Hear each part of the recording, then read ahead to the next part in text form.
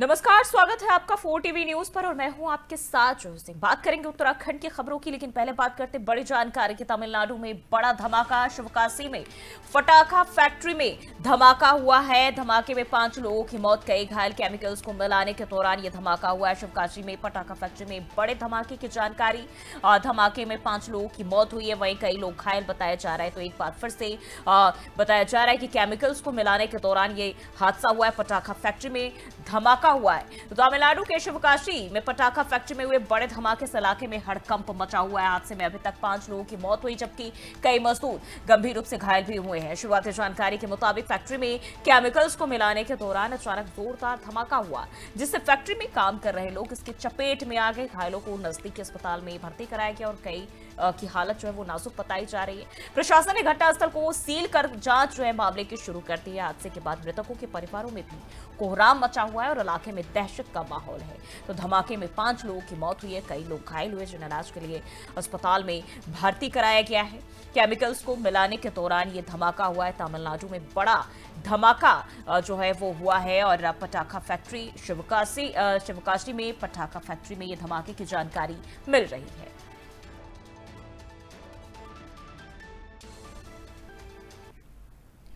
और अब बात करते हैं उत्तराखंड की खबरों की। देहरादून से खबर सामने आ रही है। उत्तराखंड के मुख्यमंत्री पुष्कर सिंह धामी ने राज्य सचिवालय में उत्तराखंड कैंपशासी निकाय की दूसरी बैठक में हिस्सा लिया और उस दौरान मुख्यमंत्री ने वन क्षेत्र विकास, संरक्षण और पर्यावरणीय योजनाओं की प्रगति की समीक्षा की और अधिकारियों को जरूरी दिशा निर्देश भी दिए। बैठक में राज्य के जंगलों के बेहतर प्रबंधन, वन क्षेत्रों में रहने वाले लोगों के लिए रोजगार और विकास योजनाओं पर भी चर्चा हुई। मुख्यमंत्री ने कहा कि वन संपदा उत्तराखंड की बड़ी ताकत है और इसके संरक्षण के साथ साथ स्थानीय लोगों की भागीदारी बेहद जरूरी है। बैठक में संबंधित विभागों के वरिष्ठ अधिकारी और वन विभाग के विशेषज्ञ मौजूद रहे।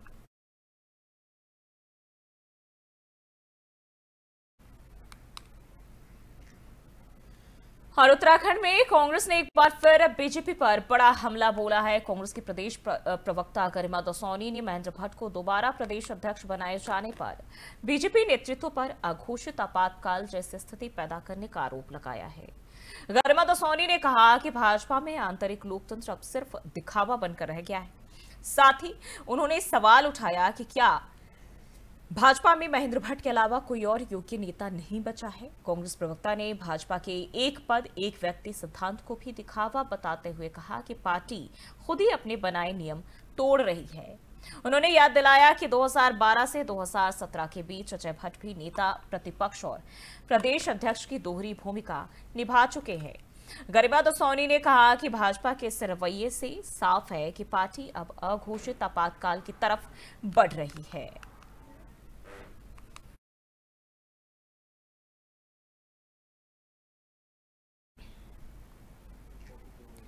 और उत्तराखंड में भारी बारिश का रेड अलर्ट जारी। देहरादून से टिहरी तक सभी स्कूल 2 दिनों तक के लिए बंद। कई जिलों में भूस्खलन और जलभराव की आशंका जताई गई है। राज्य आपदा प्रबंधन ने लोगों से सतर्क रहने की अपील की। नदी किनारे और पहाड़ी इलाकों में अलर्ट जारी किया गया है। सभी एजेंसियां अलर्ट मोड पर, सुरक्षा के पुख्ता इंतजाम किए गए हैं। उत्तराखंड में मौसम विभाग ने आज और कल के लिए भारी बारिश का रेड अलर्ट जारी कर दिया है। देहरादून, पौड़ी, नैनीताल, चंपावत, बागेश्वर, पिथौरागढ़, उधम सिंह नगर और टिहरी समेत कई जिलों में प्रशासन ने सतर्कता बढ़ा दी है। राज्य सरकार ने मौसम की गंभीरता को देखते हुए प्राथमिक से लेकर उच्च माध्यमिक स्तर तक के सभी स्कूल 2 दिनों के लिए बंद करने के निर्देश दिए हैं। राज्य आपदा प्रबंधन केंद्र ने भूस्खलन और जल जमाव की आशंका जताई और लोगों से अनावश्यक यात्रा से बचने की भी अपील की है। प्रशासन ने सभी संबंधित एजेंसियों को अलर्ट पर रखा है ताकि किसी भी आपात स्थिति से तुरंत निपटा जा सके। नदी किनारे और पहाड़ी इलाकों में लोगों से खास सावधानी बरतने को कहा गया है। और इसी खबर पर ज्यादा जानकारी के साथ अजय पांडे हमारे साथ ब्यूरो चीफ उत्तराखंड से जुड़ चुके हैं। अजय, देखिए अब उत्तराखंड में जिस तरीके से देखिए मानसून ने एंट्री की है, लेकिन हालात फिर से वही बाढ़ और बारिश का कहर, क्या जानकारी?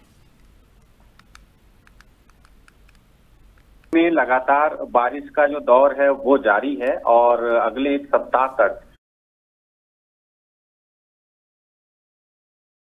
इसी चीज को लेकर के लगातार चेतावनी दी जा रही है और कई जगहों पर चूंकि ऑरेंज अलर्ट जारी किया गया है, कई जगह पर येलो अलर्ट जारी किया गया है और प्रदेश के जो अधिकांश हिस्से हैं वहां पर लगातार बारिश जो है हो रही है। रुक रुक करके बरसात का जो मौसम है वो चल रहा है इस समय और जो ऊंचाई वाले इलाके हैं, पहाड़ी जो मार्ग हैं, वहां पर तमाम जगहों पर सड़कें अवरुद्ध हो रही हैं। हालांकि प्रशासन की ओर से उन सड़कों को खोला जा रहा है, फिर से दुरुस्त किया जा रहा है, आवागमन सुचारू किया जा रहा है। इसके अलावा जो मैदानी क्षेत्र हैं, तमाम जगहों पर बरसाती नदियों में जलस्तर जो है वो बढ़ रहा है और कई बार जैसे बारिश हो रही है काफी तेज गति से इन नदियों में बहाव हो रहा है और इसी को लेके देखते हुए प्रशासन की ओर से बार बार अलर्ट भी जारी किया जा रहा है। लोगों को जागरूक करने का प्रयास भी किया जा रहा है कि वो इस बात को लेकर के संयम बरतें कि खास तौर पर जो ये इलाके हैं, इन इलाकों में जाने से बचें और इसके अलावा जो पहाड़ी क्षेत्र हैं जहां पर भूस्खलन जैसी स्थिति देखने को मिल रही है, उसको लेकर के भी बार बार प्रशासन की ओर से अपील की जा रही है कि अगर मौसम की ओर से जानकारी दी गई है, बारिश का पूर्वानुमान बताया गया है और बारिश हो रही है, तो उन रास्तों में चलने से बचें क्योंकि ऐसे में भूस्खलन होगा, बड़े बड़े बोल्डर गिरेंगे और ऐसे में जान माल का खतरा बढ़ जाएगा। तो कुल मिलाकर के प्रशासनिक अमला पूरी तरह से लोगों को जागरूक करने में जुटा हुआ है और आपदा प्रबंधन विभाग भी इसी बात को लेकर के लगातार सभी विभागों के साथ समन्वय बना करके चल रहा है और सभी जिलों के जो जिलाधिकारी हैं वो सीधे मुख्यमंत्री से कनेक्ट हैं, मुख्यमंत्री को पल पल की जानकारी देखिए, कई दफा ऐसा होता है भूस्खलन वाले जो क्षेत्र है वहां जो इस तरह की आपदाएं हैं वो सामने आती ही है। जो नदी नाले हैं उनके किनारों पे जल भराव जरूर देखने को, लेकिन कभी कभी ऐसा होता है कि जो मैदानी एरिया है वहां भी जल भराव काफी ज्यादा हो जाती है और ऐसे में जो वहां लोग रह रहे हैं उनके लिए भी मुश्किलें बढ़ जाती है। इसके तहत अगर हम इसके मद्देनजर बात करें तो प्रशासन क्या कुछ कदम उठा रहा है, क्योंकि जो नॉर्मल इलाके हैं वहां भी इस दौरान परेशानी होती ही है? जी हाँ, बिल्कुल। देखिए, जो ही उत्तराखंड में जो मैदानी क्षेत्र हैं वहां पर जब पहाड़ी क्षेत्रों में बारिश होती है तो मैदानी क्षेत्रों में उसका असर देखने को मिलता है और जो बरसाती नदियां हैं उसमें जलस्तर काफी बढ़ जाता है। प्रशासन की ओर से बार बार लाउड स्पीकर के जरिए लोगों को चेतावनी दी जा रही है, उनको बताया जा रहा है कि नदियों के किनारे जाने से बचें। खास तौर पर आजकल जो सेल्फी लेने का जो प्रचलन चला हुआ है उसको लेकर के लोगों को जागरूक किया जा रहा है और ऐसे स्थानों पर न जाएं जहां पर अचानक से पानी का बहाव तेज हो सकता है या सूखा क्षेत्र जो है वहां पर पानी तेजी के साथ आ जाए, तो ऐसे में उन जगहों से बचा जाए। और खास तौर पर जो नदी नालों के किनारे जो लोग बसे हुए हैं झुग्गी झोपड़ियों में, उनको भी बार बार जाकर के यही जागरूक किया जा रहा है कि वो बचने का प्रयास करें, क्योंकि अगर ध्यान नहीं देंगे तो उनको जान माल का नुकसान हो सकता है। तो कुल मिलाकर के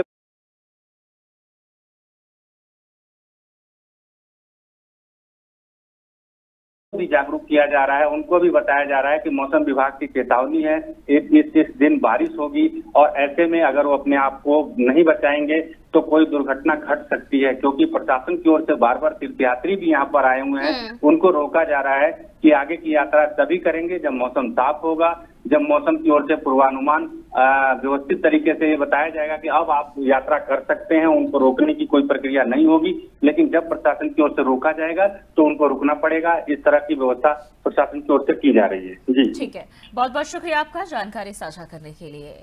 तो राज्य आपदा प्रबंधन की तरफ से लगातार लोगों से सतर्क रहने की भी अपील की जा रही है। नदी किनारे पहाड़ी इलाकों में अलर्ट जारी किया गया है।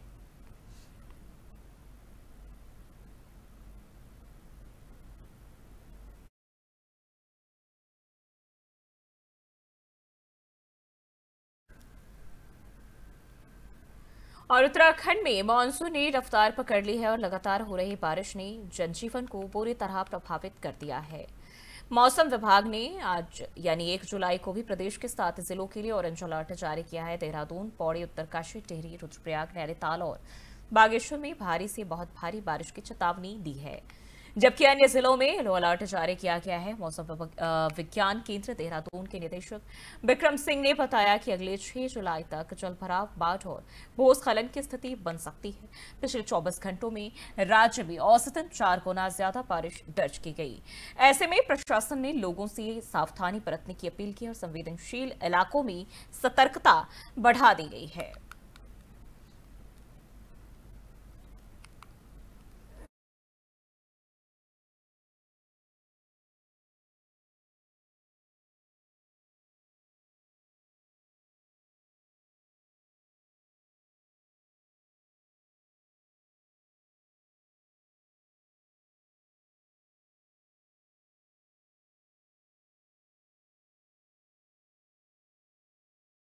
में अगर जरूरी हुआ तो उसको भी आगे बढ़ा भी सकते हैं, वार्निंग का स्तर जो है। नहीं तो अभी अगर प्रेजेंट में देखें तो इस तरह की स्थिति उसमें भी, जब आप 1 तारीख को जा रहे हैं तो भी बारिश की एक्टिविटी में थोड़ी तो कमी आएगी, लेकिन बहुत कमी लगता नहीं कि आएगी। तो आप ये कह सकते हैं कि ज़्यादातर जगहों में 1 और 2 तारीख को भी बारिश मिलने वाली है। और साथ साथ जो ऑरेंज अलर्ट है वो हमने प्रदेश में उसको रखा है 1 और 2 तारीख है जुलाई में भी। तो उसमें भी हैवी से वेरी हैवी रेंज जो है कहीं कहीं पर वो देखने को मिलेगी प्रदेश में। अगर जरूरी हुआ तो उसको भी आगे बढ़ा भी सकते हैं, वार्निंग का स्तर जो है। नहीं तो अभी अगर प्रेजेंट में देखें तो इस तरह की स्थिति उसमें भी, जब आप 1 तारीख को जा रहे हैं तो भी बारिश की एक्टिविटी में थोड़ी तो कमी आएगी, लेकिन बहुत कमी लगता नहीं कि आएगी। तो आप ये कह सकते हैं कि ज़्यादातर जगहों में 1 और 2 तारीख को भी बारिश मिलने वाली है। और साथ साथ जो ऑरेंज अलर्ट है वो हमने प्रदेश में उसको रखा है 1 और 2 तारीख है जुलाई में भी। तो उसमें भी हैवी से वेरी हैवी रेंज जो है कहीं कहीं पर वो देखने।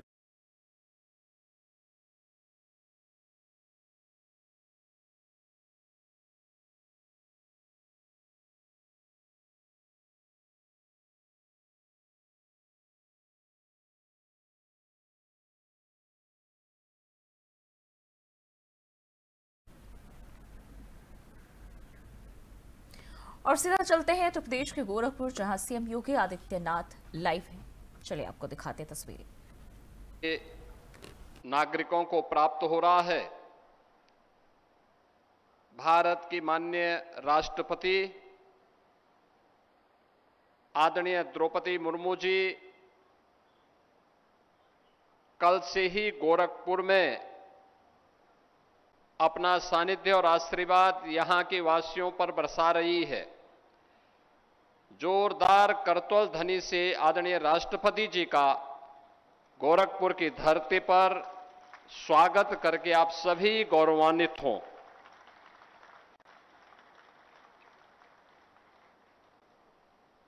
आयुष विश्वविद्यालय के आज के इस लोकार्पण कार्यक्रम के अवसर पर मैं प्रदेश वासियों की ओर से,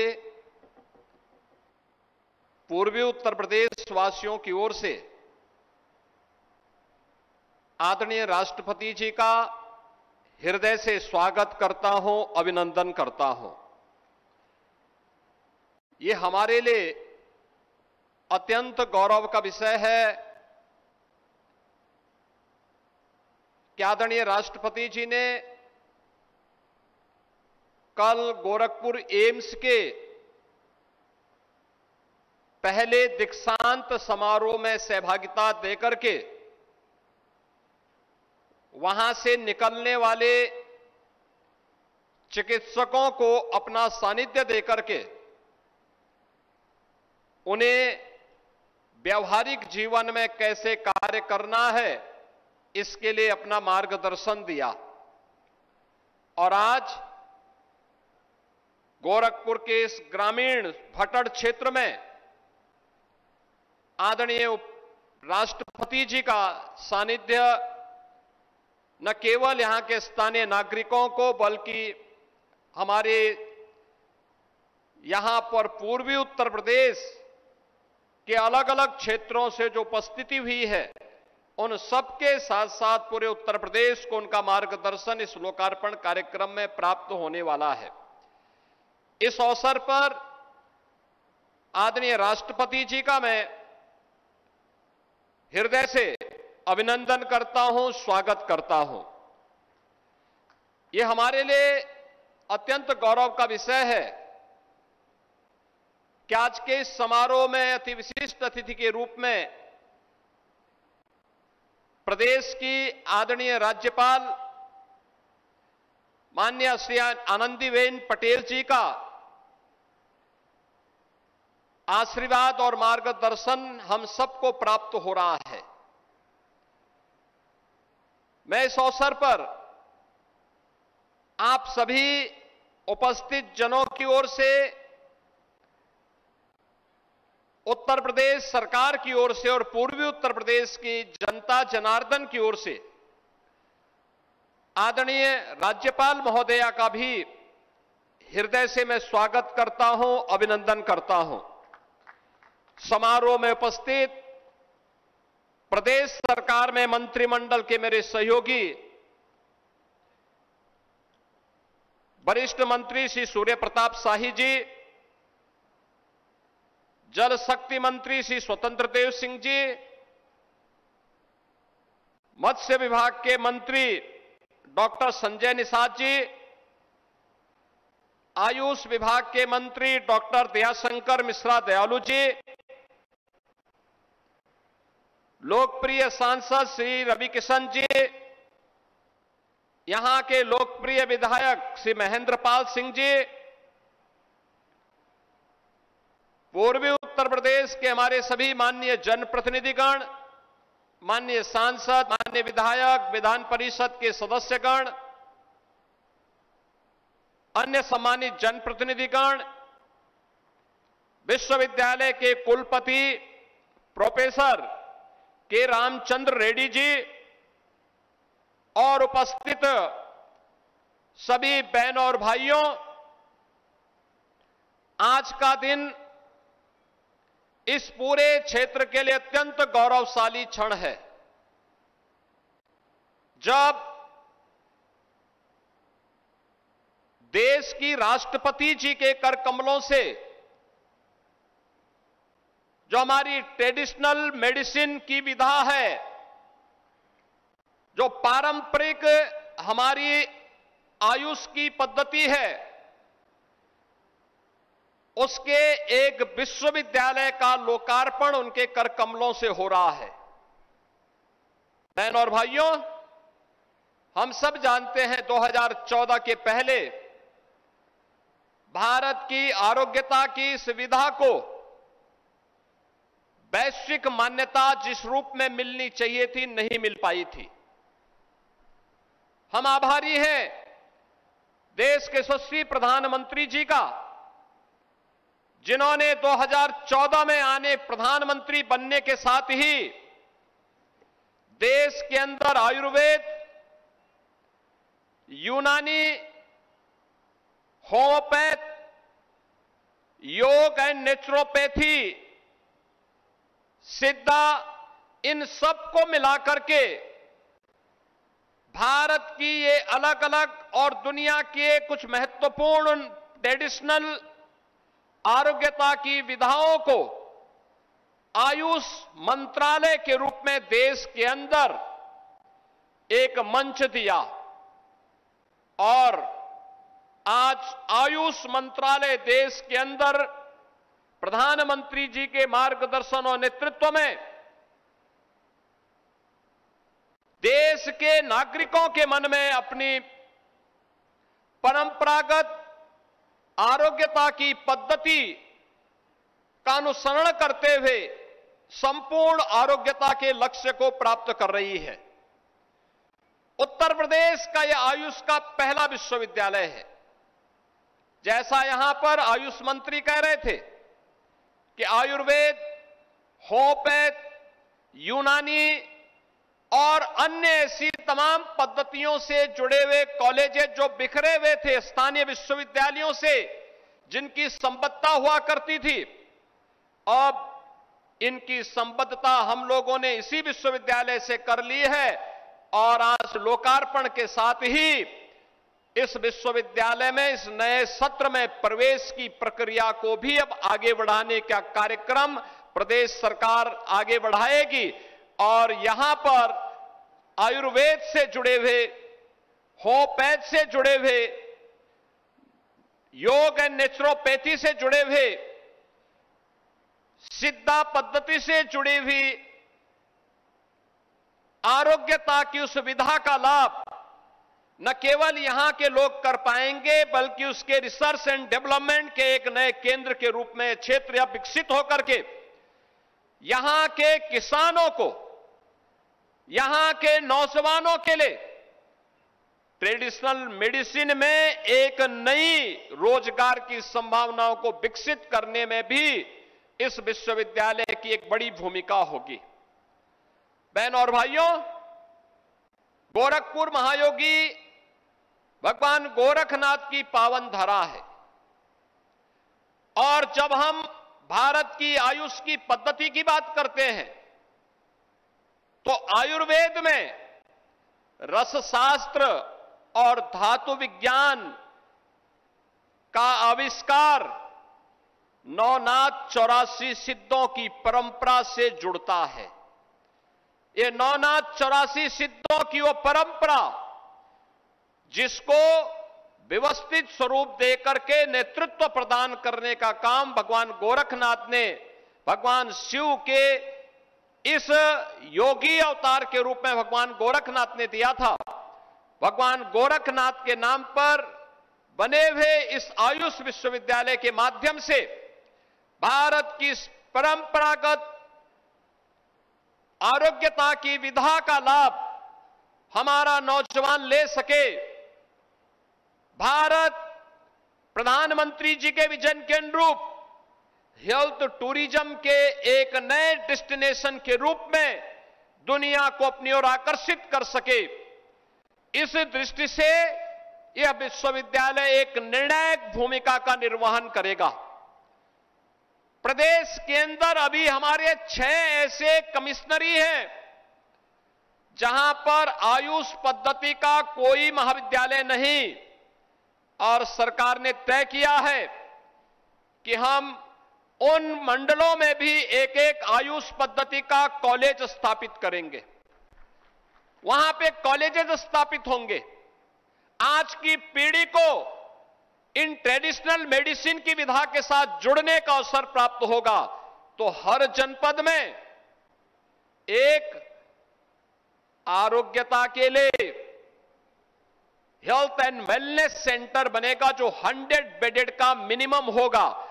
इसके माध्यम से आज जिन आरोग्यता के लक्ष्यों को प्राप्त करने के लिए पंचकर्म हो, 4 सूत्र हो, या फिर उन कार्यक्रमों को जो आयुष पद्धति के माध्यम से एक व्यक्ति को स्वस्थ जीवन जीने के लिए प्रेरणा दे सकता है, उसके एक एक केंद्र हर जनपद में, चाहे वह गवर्नमेंट के स्तर पर, चाहे वह पीपीपी मोड पर स्थापित करके उत्तर प्रदेश को न केवल यहां के नागरिकों के लिए आरोग्यता के संपूर्ण लक्ष्य को प्राप्त करने की दिशा में कार्य करने की दिशा में सरकार कार्य कर रही है, बल्कि इसके माध्यम से हेल्थ टूरिज्म के एक नए डेस्टिनेशन के रूप में स्थापित करने में भी हम लोग कार्य करेंगे।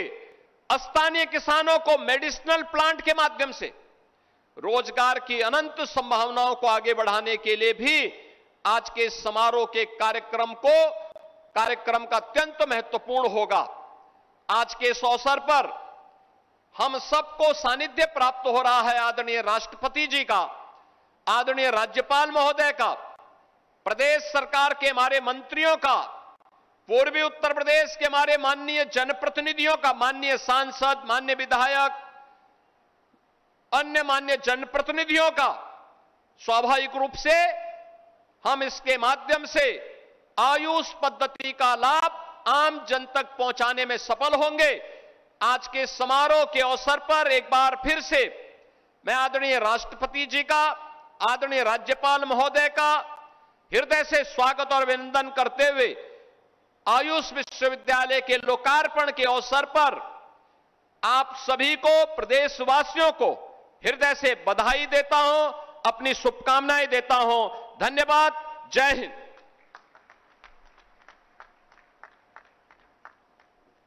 आशीष धन्यवाद महोदय, सादर प्रणाम।